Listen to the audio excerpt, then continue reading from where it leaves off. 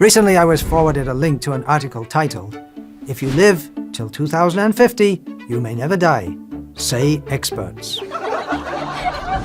And it goes on to explain that by the year 2050, immortality will be a real possibility, but only for the rich in the beginning. But by 2060, immortality will be widely available to everyone. That means not dying by natural means. You could still get hit by one of Elon Musk's flying cars, or zapped by aliens from outer space, or slip on a banana skin and smash your skull, or be killed by a terrorist, or there's so many other ways you can die, but by natural means you won't die. And it goes on to qualify within the article that, well, at least you may live a very long life, which isn't really immortality. I wasn't sure if by sending the link, the sender was urging me to somehow or other live to 2050, and then I can live forever.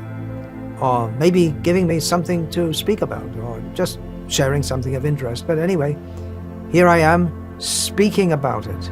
The article elaborates how scientists are researching and purporting to extend life by genetic adjustments, reprogramming cells to reverse aging, by prosthetics, 3D printing organs, and inserting them into the body to replace old and worn out ones, or making artificial limbs. That's going on already, right? Prosthetic hands, hip replacements, stem cell treatments. And what about this one? Downloading your consciousness into a computer. Preventing disease by more and more research. While some scientists, experts, are researching how to prolong life, many more are working on various ways to kill humans and others by manufacturing more and more weapons for defense. Anyway, the expert said it, we're going to be immortals. It must be true. I always doubt it when I see the word experts. Most of the time when you see the word experts, they talk so many bizarre things. No so-called expert has come anywhere near to stopping death. So what are they expert in? Notice they say, if you live to 2050, you may never die. It's all maybe, maybe, maybe, maybe. That's not science. Might there be a day where you can live forever? In the last 50 years, we've increased life expectancy 20 years. In the last 10 years, we've increased life expectancy by 5 years. So there will be a time where in the last year, we increase life expectancy by a year. At that moment, Homo sapiens have achieved escape velocity from death. It's all a big bluff, a post-dated check. Just like if someone says, okay, I'll give you $1 million. Here's a check, and it's post-dated to 2050. Can you pay your utilities bills in post-dated checks? The last month's utilities, water, light, electricity, and you give a check. You send a check for 2050. You'll be thrown in prison. These atheistic so-called scientists don't believe that there is a God who orchestrates life and death. These atheistic so-called scientists can neither give life, although they are always talking about we'll be making life in the laboratories. They can neither make life, nor can they stop death. They're simply wasting money and their whole life on useless research. I remember as a kid, 60 years ago, hearing that experts say that by the year 2000 or by the year 2025, we'll be immortal. Scientists will make us immortal. It's always just in the future. Just like since I was a child, I've been hearing that Jesus is coming soon. And the way they say it, it sounds very convincing. You might become convinced yourself until you realize that scientists, Christians, have been saying that for 2,000 years. He's coming soon. He's just now coming. So it's like that. The bluffing so-called scientists they're always saying, well, we're going to create life, or we're going to stop death. It's always just now, coming in the future. Someone who believed them was Walt Disney, who got his body frozen with the idea I mean, after he died, he got his body. It was in his will that he could be frozen and then he could be brought back to life. He actually believed, signed his bluff, that they'd be able to bring dead bodies back to life. Unfortunate for poor old Walt, he had his body unfrozen because I guess his family members wanted to get their hands on his loot. Anyway, stick around if you like till 2050. If you like, it's not in your hands.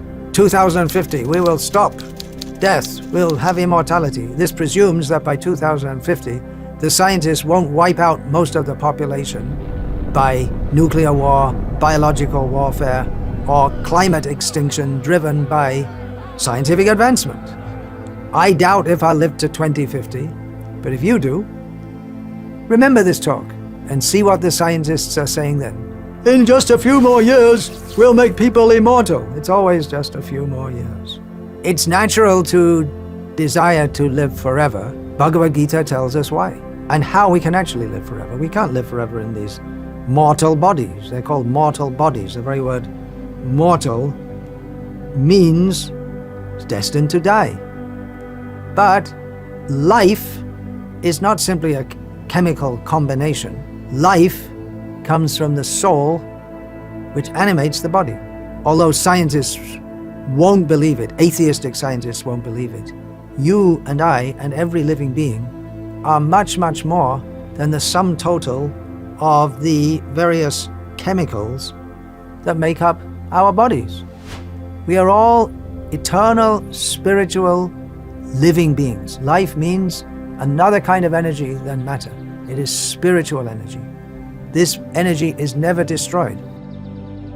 Death means that the soul leaves the body and goes to another body according to the laws of karma. It also means we've been in many bodies. The desire to live forever is natural because we are eternal beings, but due to contaminated consciousness, Bhagavad-gītā explains, we get body after body after body in 8,400,000 species of life. That particular number of species is given in Padma Purana, not exactly in Bhagavad-gītā. Bhagavad-gītā teaches us to live forever by getting out of the cycle of birth and death, which is impelled by the desire to try to enjoy matter, to try to enjoy this material world.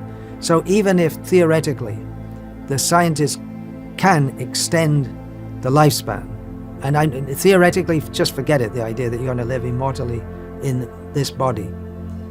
But even if you can extend the lifespan, what is the use? There are trees that live for thousands of years. There are fish that lives for hundreds of years. What is the use of a long life unless you have developed consciousness? You simply have to suffer in this material world.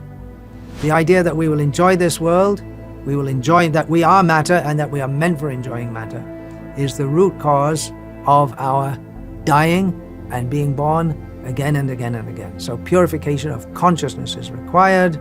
That means becoming free from lust, greed, anger, envy, illusion, pride, and various other forms of madness. And accepting that there is a controller, there is God, and that we are all meant for serving God, and by understanding his teachings in Bhagavad-gītā, and accepting our position of eternal servitorship to him, instead of making phantasmagorias of living forever, we can actually live forever by getting out of the cycle of birth and death and attaining our spiritual form in the spiritual world. This idea, I will live forever, I will be invincible, was propagated by many great demoniac personalities in the past. Notably, Hiranyakashipu was a great demon who got the blessings to not be killed in the day or the night, inside or outside, in the sky, in the land or the water, by any animal or by any human or by any living being. He got so many benedictions, but ultimately he was killed directly by God himself. You can't escape death. As long as we're in materialistic consciousness, we must die again and again and again. When we come to spiritual consciousness, then we become free from birth and death. There's a beautiful little book by our spiritual master, His Divine Grace Srila A.C. Bhaktivedanta Swami Prabhupāda, called Beyond Birth and Death. Please read it. Don't believe these crazy so-called scientists with all their bluffing promises. Believe what Krishna says.